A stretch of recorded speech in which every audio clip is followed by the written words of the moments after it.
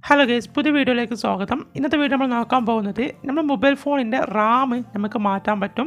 അതുമാത്രമല്ല, നമ്മുടെ മൊബൈൽ ഫോണിൽ ഇപ്പോൾ ഉള്ള റാമിനെക്കാട്ടി മുമ്പേ ഉള്ള റാമിലോട്ട് മാറ്റാനും പറ്റും.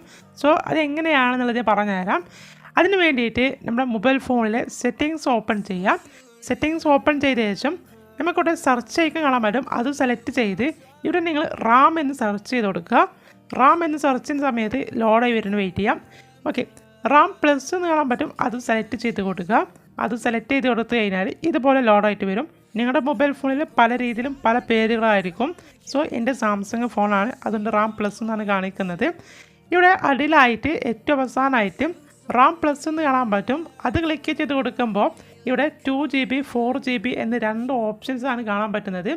നിങ്ങളത് 6GB ആൻഡ് 8GB ഒക്കെ ഉണ്ടെങ്കിൽ അതൊക്കെ ഇവിടെ കാണിക്കുന്നതാണ്. സോ ഇതിൻ്റെ 4GB വരെ ഉള്ളൂ, അതുകൊണ്ട് 4GB വരെ മാത്രമേ കാണിക്കുന്നുള്ളൂ. ഇതിന് മുകളിലുണ്ടെങ്കിൽ നിങ്ങളും ഇതുപോലെ കൂടുതൽ കാണിക്കുന്നതാണ്. ഓക്കെ, അപ്പോൾ ഗേസ് നിങ്ങളിത് ഇപ്പോൾ ചിലപ്പോൾ 4GB നിങ്ങളുടെ 6GB റാം വരെ നിങ്ങളുടെ ഫോണിൻ്റെ പ്രോസസ്സർ ഉണ്ടെങ്കിൽ, സോ നമ്മൾ ഷോപ്പിൽ നിന്നൊരു മൊബൈൽ ഫോൺ വാങ്ങുന്ന സമയത്ത് അവർ പറയും ഇത് 6GB റാം വരെ ഉണ്ട്.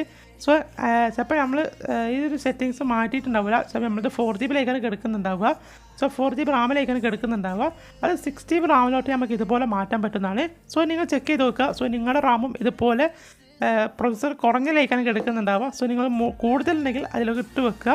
സോ നിങ്ങളുടെ ഫോൺ ഹീറ്റ് ആവുന്നൊരു ഫോണാണെങ്കിൽ ഒരിക്കലും നിങ്ങൾ പ്രോസസ്സർ കൂട്ടാതിരിക്കുക. ഓക്കെ, സോ വീഡിയോ ഇഷ്ടപ്പെട്ടാൽ ലൈക്ക് ചെയ്യുക, സബ്സ്ക്രൈബ് ചെയ്യുക, ഷെയർ ചെയ്യുക. സോ കമൻറ്റ് ചെയ്യാൻ മറക്കേണ്ട, അഭിപ്രായമൊക്കെ കമൻറ്റ് പറയുക. സോ അടുത്ത വീഡിയോയിൽ കാണാം. Bye guys.